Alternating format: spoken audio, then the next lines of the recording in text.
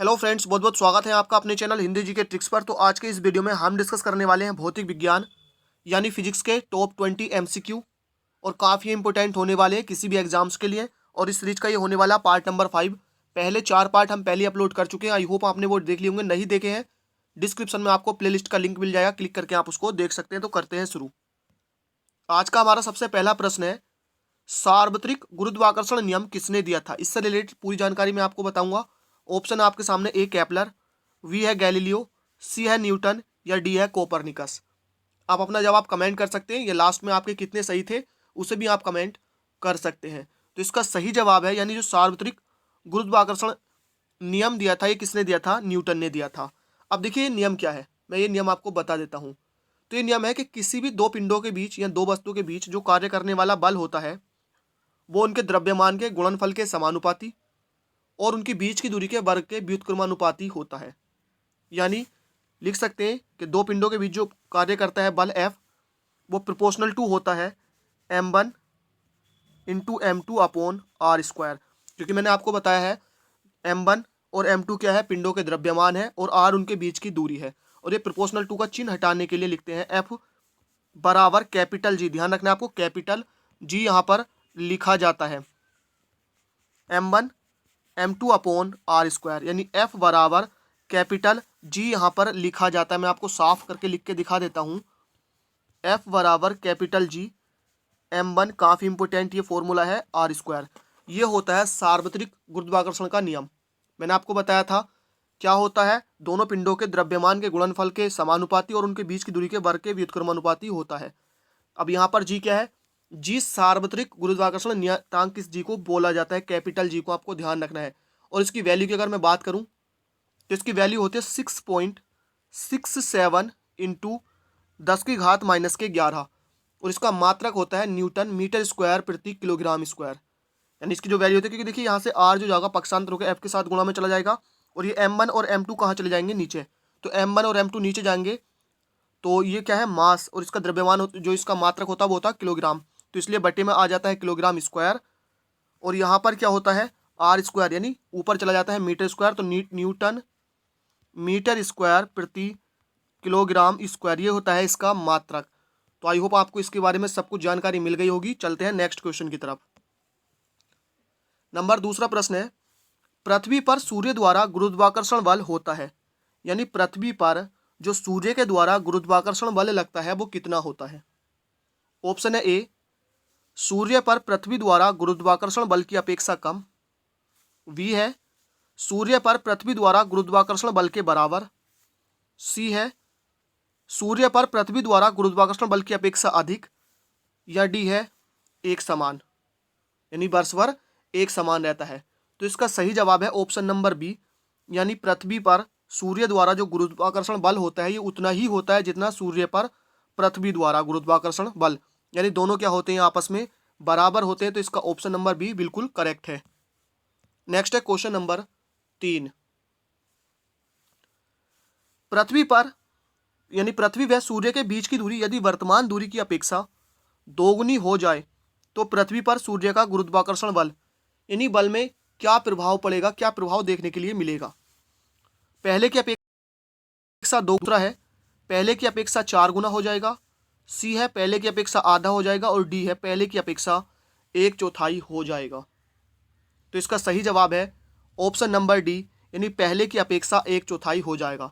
अब ये कैसे होगा मैं आपको दिखाता हूँ। मैंने अभी आपको जो क्वेश्चन नंबर 1 था आपने देखा होगा, मैंने फॉर्मूला बताया था वहाँ पर आपको, जो F बराबर होता है वो G m1 m2 upon R square होता है। तो ये फॉर्मूला होता है। तो सपोज कीजिए पहले जो बीच की दूरी थी वो r थी, उसके बाद जो हो गई यहाँ पर साफ साफ दिया है कि दूरी 2 गुनी हो जाए, यानी वर्तमान दूरी की दुगनी हो जाए, तो बाकी सब कुछ तो उतना ही रहेगा, G m1 m2, और ये क्या हो जाएगी? अब r की जगह 2r रखोगे तो ये हो जाएगा 4r स्क्वायर, क्योंकि r स्क्वायर है ना, तो r की जगह आप 2r रखोगे तो जब इसका वर्ग खोलोगे तो ये 4r स्क्वायर। तो पहले तो r स्क्वायर के अब आप बटे में देख सकते हैं यहाँ पर 4 ज़्यादा आ गया है, तो क्या हो जाएगा? 1/4 हो जाएगा। यानी पृथ्वी और सूर्य के बीच की दूरी वर्तमान दूरी की अगर 2 गुनी हो जाती है तो सूर्य पर जो पृथ्वी पर जो सूर्य का गुरुत्वाकर्षण होगा वो कितना होगा? 1/4 हो जाएगा। नेक्स्ट है क्वेश्चन नंबर 4। किसी पिंड का द्रव्यमान उसके भार से भिन्न क्यों होता है? यानी किसी भी पिंड का जो द्रव्यमान है वो उसके भार से अलग क्यों होता है? तो द्रव्यमान क्या है? एक चर राशि है, ये ऑप्शन है, जबकि भार एक स्थिर राशि है। ऑप्शन नंबर बी है, भार भिन्न भिन्न स्थानों पर द्रव्यमान में, यानी भिन्न भिन्न स्थानों पर द्रव्यमान में बहुत कम और भार में बहुत अधिक परिवर्तन होता है। तीसरा ऑप्शन है, विषुवत रेखा से ध्रुवों पर जाने से द्रव्यमान स्थिर रहता है और भार में वृद्धि होती है। ऑप्शन नंबर डी है, द्रव्यमान पदार्थ की मात्रा का मापक है और भार क्या है? एक बल है। तो देखिए इसका जो सही जवाब है वो है ऑप्शन नंबर डी, द्रव्यमान जो है पदार्थ की मात्रा का मापक है, जबकि जो भार होता है वो क्या होता है? एक बल होता है। मैं आपको बताता हूँ कैसे। देखिए भार का जो फॉर्मूला होता है वो क्या होता है? W बराबर एम जी होता है। m4 यहाँ पर मास होता है और g होता है गुरुत्वीय त्वरण। तो ये होता है, और ये W क्या होता है? देखिए गुरुत्वीय त्वरण क्या होता है? जो पृथ्वी का गुरुत्वाकर्षण होता है, जिस बल से हमें पृथ्वी अपनी तरफ खींचती है। तो हमारा जो वेट होता है, वजन, और एक बात आपको ध्यान रखनी है, हमारा द्रव्यमान कहीं भी चेंज नहीं होता है। यानी हमारा जो द्रव्यमान है वो कहीं भी चेंज नहीं होता, क्योंकि द्रव्यमान क्या होता है? पदार्थ की मात्रा का मापक होता है। और बल क्या होता है? यानी भार क्या होता है? एक बल होता है। वो कैसे होता है? क्योंकि हमारा जो वजन होता है, जो इस टाइम करंट टाइम अपना हमारा वजन है, वो क्या होता है? हमारे द्रव्यमान में 9.8 से गुणा करने पर आता है। अगर आपको अपना द्रव्यमान निकालना है तो अपने वेट को आपको 9.8 से भाग देनी होगी। तो इसका ऑप्शन नंबर डी बिल्कुल करेक्ट है। ऑप्शन नंबर डी क्या है इसका? कि द्रव्यमान पदार्थ की मात्रा का मापक है और बल जो भार है वो क्या है? एक बल है। नेक्स्ट चलते हैं क्वेश्चन नंबर 5 की तरफ। किसी पिंड का भार, यानी भार से रिलेटेड हमें को 4 ऑप्शन दिए गए हैं, हमें बताना कि कौन सा इससे रिलेटेड है और कौन सा इसके मतलब सही है। तो पृथ्वी के सभी स्थानों पर एक समान होता है। देखिए बिल्कुल गलत है। भार कभी भी पृथ्वी के, यानी किसी भी पिंड का जो भार होता है वो सभी स्थानों पर एक जैसा नहीं होता है। ध्रुवों पर अधिकतम होता है, विषुवत रेखा पर अधिकतम होता है, या डी मैदानों की अपेक्षा पहाड़ों पर अधिक होता है। तो इसका सही जवाब है ऑप्शन नंबर बी, ध्रुवों पर अधिक होता है। अब इसका कारण क्या है ध्रुवों पर अधिक होने का? देखिए मैं आपको बता देता हूं। मैंने भी आपको बताया था कि भार जो है वो एक बल होता है, W बराबर एम, जिसे हम अपना भार कैलकुलेट करते हैं। तो आपको ध्यान रखना है, जो हमारा भार डिपेंड करता है, क्योंकि हमारा द्रव्यमान कहीं नहीं बदलता है, तो हमारा भार यूं कह सकते हैं किस पर डिपेंड करता है? जी पर। गुरुत्वीय त्वरण जी पर हमारा भार जो है वो डिपेंड करता है कि ज़्यादा होगा या फिर कम होगा। तो अगर मैं बात करूं ध्रुवों पर अधिकतम होता है, ये क्यों होता है? क्योंकि जो जी की वैल्यू होती है वो ध्रुवों पर क्या होती है? अधिकतम होती है। क्वेश्चन आपसे डायरेक्ट पूछा जाता है कि जी की वैल्यू अधिकतम कहाँ पर होती है? ध्रुवों पर अधिकतम होती है। और मैं आपको बताऊं, जो विषुवत रेखा पर है जी की वैल्यू वो न्यूनतम होती है, यानी सबसे कम होती है। तो इसीलिए अगर हम बात करें ध्रुवों पर, तो भार क्या होगा हमारा? W बराबर एम जी होता है, तो अधिकतम होगा। और विषुवत रेखा पर हमारा जो भार होगा किसी भी पिंड का वो न्यूनतम होगा। अगर मैं जी की वैल्यू की बात करूं, एक क्वेश्चन और पूछा जाता है, पृथ्वी के केंद्र पर जी की वैल्यू होती है 0। जी बराबर कितना होता है? 0 होता है। तो किसी पिंड का भार क्या है? ध्रुवों पर अधिकतम होता है। रीजन मैंने आपको उसका बता दिया है। नेक्स्ट चलते हैं क्वेश्चन नंबर 6 की तरफ। लिफ्ट में व्यक्ति का भार कब बढ़ा हुआ प्रतीत होता है? ऑप्शन है ए, एक समान वेग से ऊपर जा रही हो, बी, एक समान वेग से नीचे जा रही हो, सी, ऊपर की ओर त्वरित गति से जा रही हो, डी नीचे की ओर त्वरित गति से जा रही हो। तो इसका सही जवाब है ऑप्शन नंबर सी, ऊपर की ओर त्वरित गति से जा रही हो। आपको ध्यान रखना है, अगर लिफ्ट ऊपर की ओर जाती है त्वरित गति से तो भार बढ़ा हुआ दिखाई देता है, यानी हमें प्रतीत होता, आभास होता कि भार बढ़ा हुआ है। और अगर त्वरित गति से नीचे आती है तो हमें अपना जो भार है वो कम आभास होता है, यानी आभासी जो भार होता है वो हमारा वास्तविक भार से कम होता है, यानी भार क्या हमें कम लगता है। नेक्स्ट है क्वेश्चन नंबर 7। किसी पिंड को पृथ्वी से चंद्रमा पर ले जाने पर, ऑप्शन नंबर ए, उसका द्रव्यमान भिन्न होगा लेकिन भार वही रहेगा, वी, उसका द्रव्यमान व भार दोनों अलग हो जाएंगे, सी, उसका द्रव्यमान वही रहेगा लेकिन भार भिन्न हो जाएगा, उसका द्रव्यमान व भार दोनों पूर्ववत रहेंगे। तो आई होप में आपने मेरा पहला इससे, यानी जो मैंने आपको क्वेश्चन नंबर 5 बताया था वो अगर आपने सही से देखा होगा तो आप इसका जवाब दे चुके होंगे। इसका जवाब क्या है? ऑप्शन नंबर सी, उसका द्रव्यमान वही रहेगा लेकिन भार अलग हो जाएगा। मैंने आपको बताया था कि किसी भी वस्तु का द्रव्यमान जो है वो कहीं नहीं बदलता है। भार किस पर डिपेंड करता है? हमारा द्रव्यमान उतना ही रहता है। किसी भी वस्तु को कहीं भी आप ले जाइए, वो डिपेंड करता है जी पर, यानी गुरुत्व त्वरण जी पर। तो यहाँ पर तो जी का मान क्या होता है? देखिए, चंद्रमा पर भार क्या है? अलग हो जाएगा, नहीं द्रव्यमान तो उसका वही रहेगा, लेकिन भार भिन्न हो जाएगा। और कितना भिन्न हो जाएगा आपको ध्यान रखना है, 1/6 कम हो जाएगा किसी भी पिंड का भार। सपोज कीजिए, अगर किसी भी वस्तु का भार यहाँ पर 100 है, तो वहाँ पर जाकर 100 इंटू 1/6 हो जाएगा। यानी चंद्रमा पर किसी भी वस्तु का भार जो है पृथ्वी के भार का 1/6 होगा। वो उसका रीजन, क्योंकि जो चंद्रमा का गुरुत्व तो यानी गुरुत्वाकर्षण है, अपनी तरफ खींचने की क्षमता है, वो पृथ्वी की 1/6 कम है पृथ्वी से। यानी पृथ्वी पर किसी वस्तु का भार, किसी पिंड का भार चंद्रमा से 6 गुना अधिक होता है। नेक्स्ट चलते हैं क्वेश्चन नंबर 8 की तरफ। एक समान गति से घूर्णित शाफ्ट में धागे से एक गेंद बंधी है। शाफ्ट के अचानक रुकने पर धागा शाफ्ट पर लिपटने लगता है और गेंद का कोणीय वेग, अब हमको बताना जो गेंद कोण बना रही थी उसका जो कोणीय वेग होगा वो क्या होगा? ऑप्शन ए बढ़ जाएगा, बी घट जाएगा, सी स्थिर रहेगा, या डी शून्य हो जाएगा। तो इसका सही जवाब है ऑप्शन नंबर ए, बढ़ जाएगा। क्या होगा? बढ़ जाएगा गेंद का कोणीय वेग। नेक्स्ट है क्वेश्चन नंबर 9। एक गोल पीपे यानी बैरल को खींचकर ले जाने की अपेक्षा लुढ़काना सुगम क्यों होता है? तो ऑप्शन ए है खींचने पर पीपे का संपूर्ण भार कार्यरत होता है, बी है सर्पी घर्षण की तुलना में लोटनिक घर्षण कम होता है, सी है खींचते समय पीपे की सतह अधिक क्षेत्रफल सड़क के संपर्क में आता है, डी है उपरोक्त में से कोई नहीं। तो इसका सही जवाब है ऑप्शन नंबर बी, यानी जो सर्पी घर्षण होता है उसकी तुलना में लोटनिक घर्षण कम होता है। यानी अगर हम किसी वस्तु को लुढ़काते हैं तो वो खींचने की अपेक्षा क्या होता है? लुढ़काने वाला जो घर्षण होता है वो कम होता है।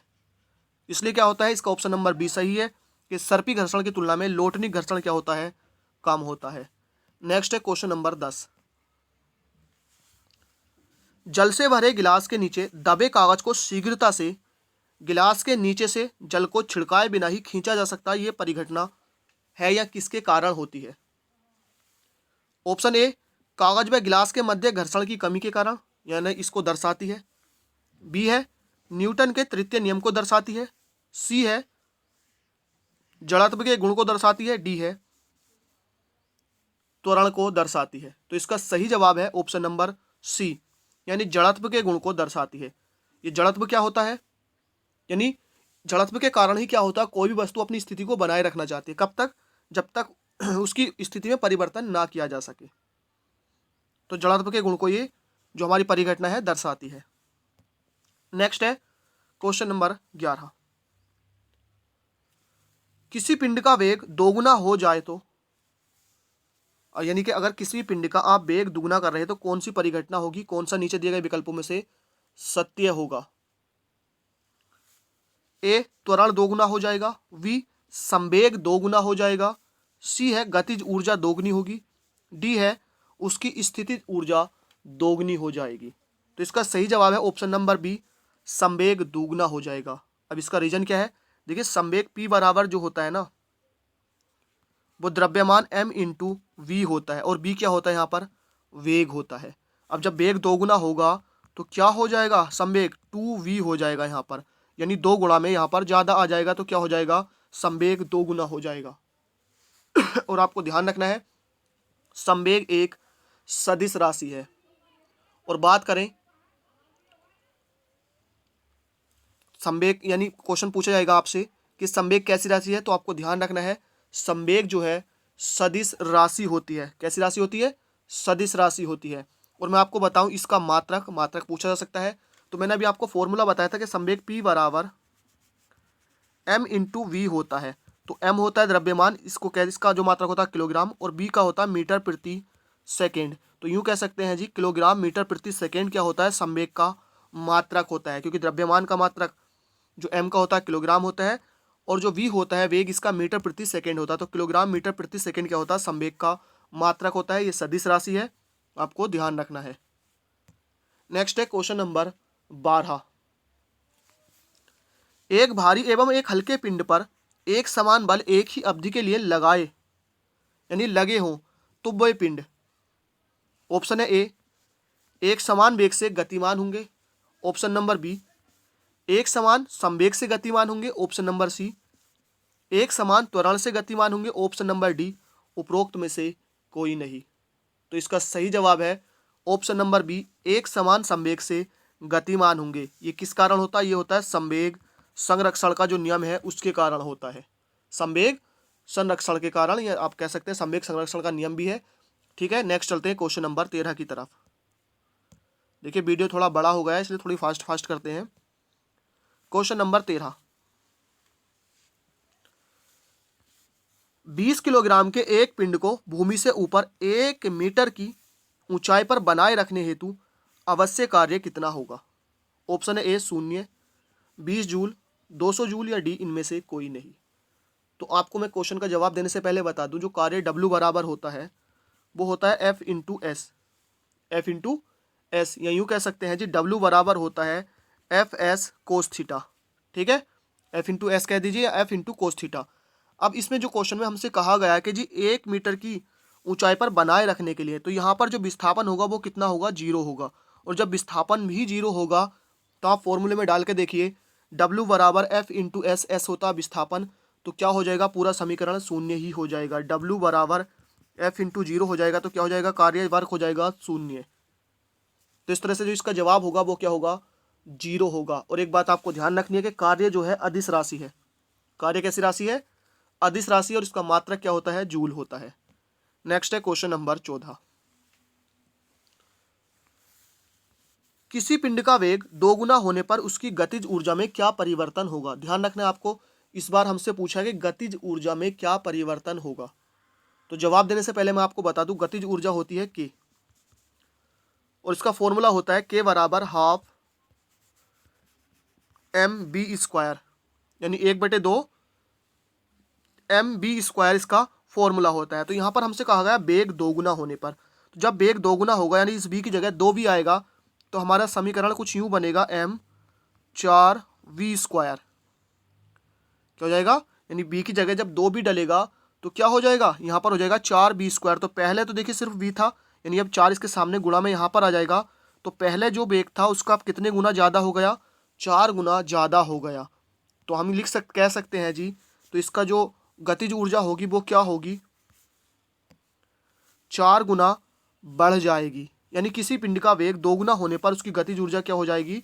4 गुनी हो जाएगी। क्यों? क्योंकि गतिज ऊर्जा के बराबर क्या होता है? हाफ mv² होता है, और जब b की जगह 2 पड़ेगा तो गतिज ऊर्जा नई जो होगी हाफ m इंटू 4v² होगी, क्योंकि इसकी जगह 2v डालने पर, तो ये 4 जो है हम आगे ले आएंगे तो ये हो जाएगा 4 इंटू हाफ mv²।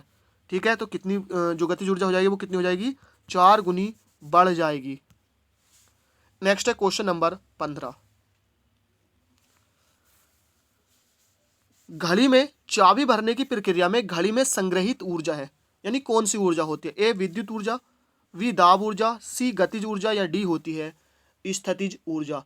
तो इसका सही जवाब है ऑप्शन नंबर डी, स्थितिज ऊर्जा। कौन सी होती है? घड़ी में जो चाबी भरी जाती है उसमें स्थितिज ऊर्जा होती है। जैसे तनी हुई जो गुलेल होती है उसमें भी स्थितिज ऊर्जा होती है, और यूँ कह सकते हैं जी पहाड़ों पर जो पानी जमता है उसमें भी स्थितिज ऊर्जा होती है। नेक्स्ट है क्वेश्चन नंबर 16, समुद्र के पानी का घनत्व बढ़ता है जैसे जैसे, यानी समुद्र का पानी का घनत्व कैसे बढ़ता है? किन स्थितियों में समुद्र का जो पानी होता है उसका जो घनत्व है वो बढ़ता जाता है?